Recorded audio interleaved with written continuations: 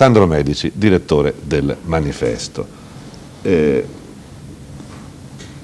Sono state diffuse poche immagini da Baghdad che noi abbiamo trasmesso facendole accompagnare, anche per la cortesia del vostro giornale, da un breve racconto del vostro inviato, che è in questo momento a Baghdad. Immagini di giubilo nelle strade di Baghdad. Dalle poche testimonianze si era saputo e si era capito che la gente era stremata. C'era stata poi la strage drammatica nel rifugio con centinaia di morti.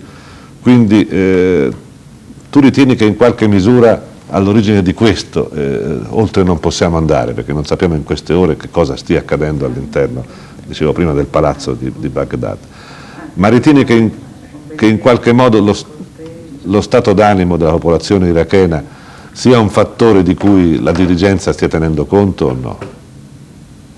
Questo alto prezzo che stanno pagando gli inermi, gli innocenti. Vedi, sicuramente quelle immagini anche a me hanno dato questa grande impressione.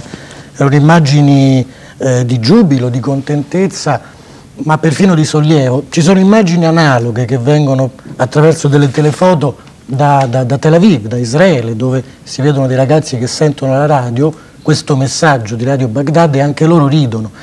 Bene, per la prima volta mi sembra che da quando è cominciata questa tremenda guerra si vede qualcosa di diverso, quindi è vero quello che dici, fanno impressione queste immagini, però dico subito che vengono contraddette da una sciagurata reattività da parte di chi invece in questo momento avrebbe non solo il dovere ma la forza di reagire in modo diverso.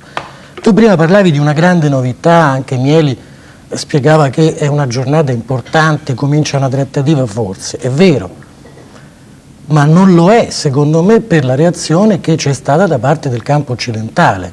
Io ho provato indignazione a sentire queste parole del signor Bush, una vera indignazione, perché questo comunicato di Radio Baghdad una cosa la dice, cioè dice che c'è disponibilità a ritirarsi dal Kuwait, c'è un'accettazione di una risoluzione dell'ONU. Non c'è un'accettazione. E questa grande coalizione che è capace, questi signori della guerra che sono capaci di fare quello che stanno facendo in Iraq, non hanno la forza di andare a vedere questo tipo di offerta.